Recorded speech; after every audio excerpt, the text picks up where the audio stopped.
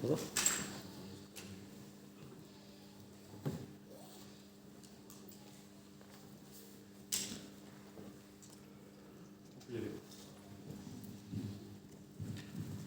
Bonjour Will.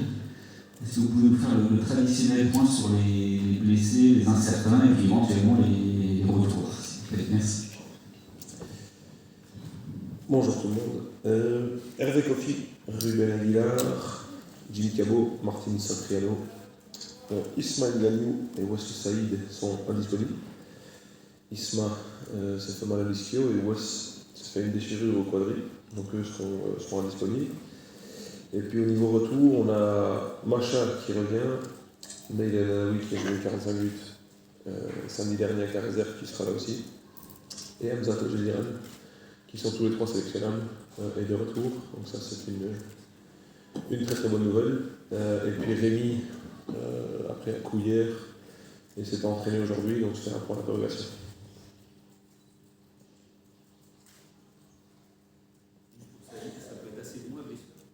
Ça va être assez long, ça va être conséquent. Jean-Louis, une question très, très basique, c'est le derby, c'est le premier pour toi. Est-ce que tu sens une effervescence particulière? Comment toi tu l'approches et comment tu sens tes joueurs aussi? Comment je sens les joueurs? Très sereins, très calmes, hyper concentrés sur le jeu, sur tous les éléments qui tournent autour de ce derby, parce qu'il y a, au-delà juste du match, il y a une symbolique régionale, et on parle un peu plus d'identité club. Je pense qu'il y a deux identités qui s'opposent complètement, et on veut représenter fièrement l'identité du Racing Club de Lens. On est un club ouvrier, on est un club qui charbonne, qui travaille, et on veut faire preuve de ça samedi. Donc au-delà du foot, il y a cet aspect émotionnel, symbolique et presque sentimental qui est attaché à tout ça.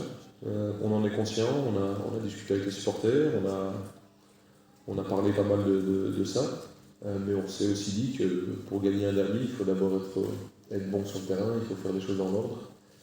Il ne faut pas se laisser emporter par toutes les émotions qui peuvent tourner autour de ce match-là.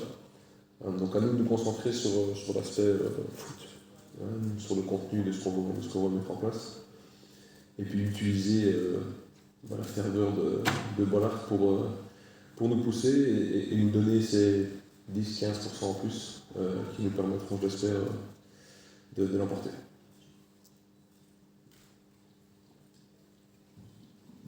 Oui, comment tu attends ces Lillois qui ont fait le match nul à Monaco 0-0, qui ont vécu un match compliqué, mais un très bon résultat avec un gros pressing de Monaco, et puis derrière ce match à l'Atlético avec cette émotion folle d'une victoire chez un grand européen. Comment tu les sens? Comment je les sens? Comme une équipe qui a gagné contre le Real de Madrid, comme une équipe qui a fait un match nul à Monaco, et comme une équipe qui a gagné 3-1 à l'Atlético de Madrid. Donc une bonne équipe avec beaucoup de bons joueurs, mais qui doivent venir à Bollard et jouer pour nous.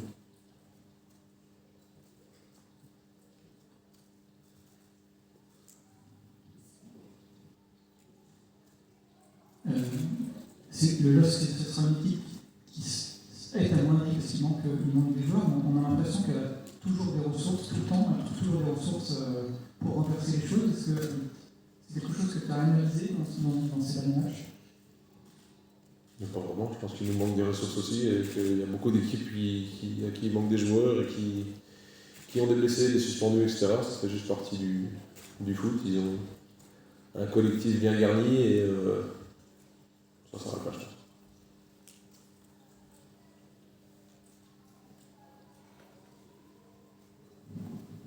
Je vais prolonger un petit peu ma question tout à l'heure. Je crois que le derby, tu l'as vécu dans les tribunes, déjà.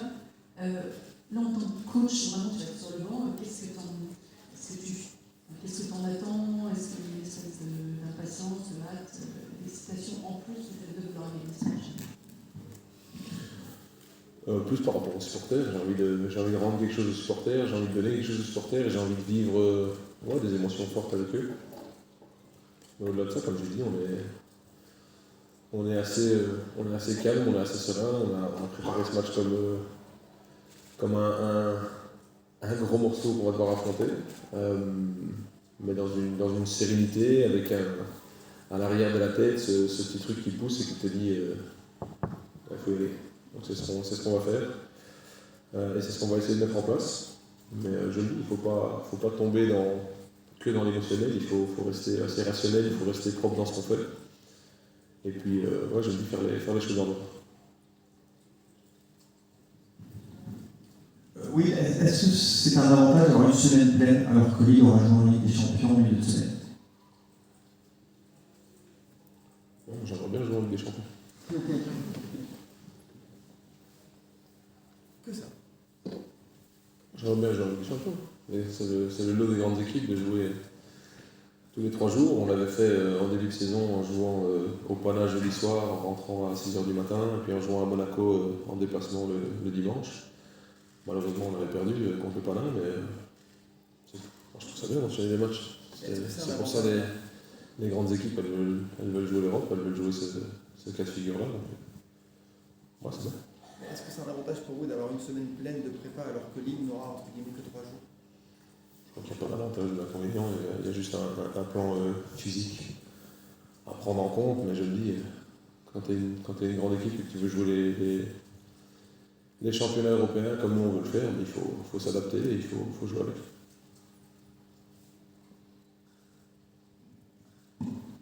Bonjour, oui. Au dernier match, vous avez aligné Rozanov et Danso.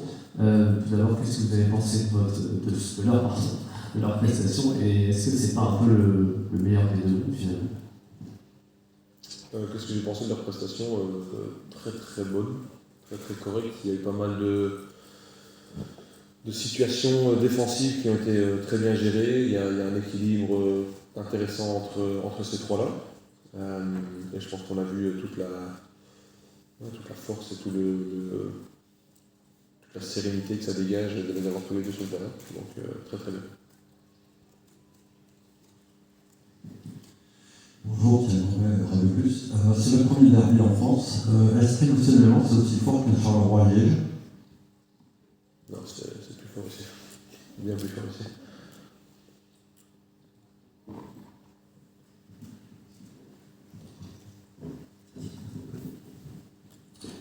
Oui, qu'est-ce que vous avez dit à Joe Grady, qui s'est retrouvé entre guillemets déclassé momentanément, et comment a-t-il vécu les choses?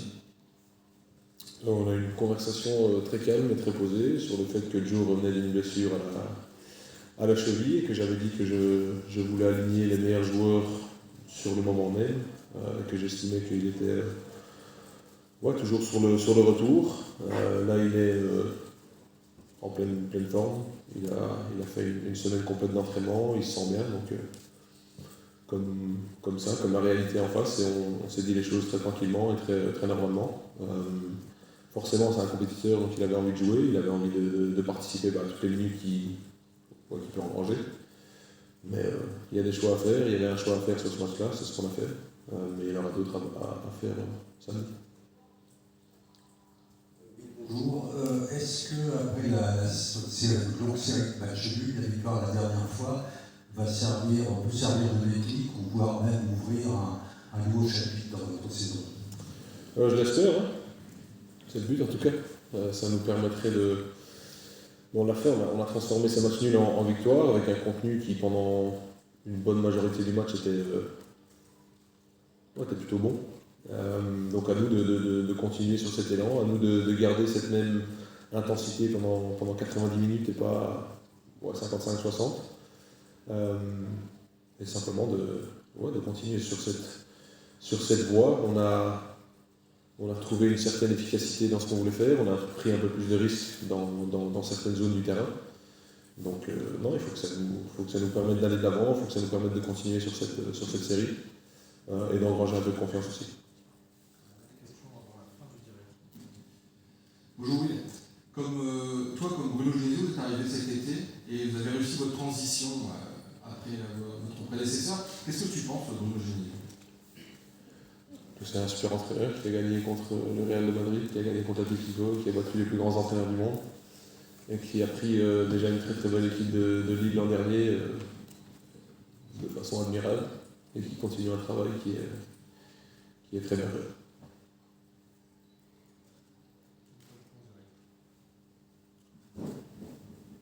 Est-ce que tu pourrais nous parler un petit peu de Brice, de son début de saison?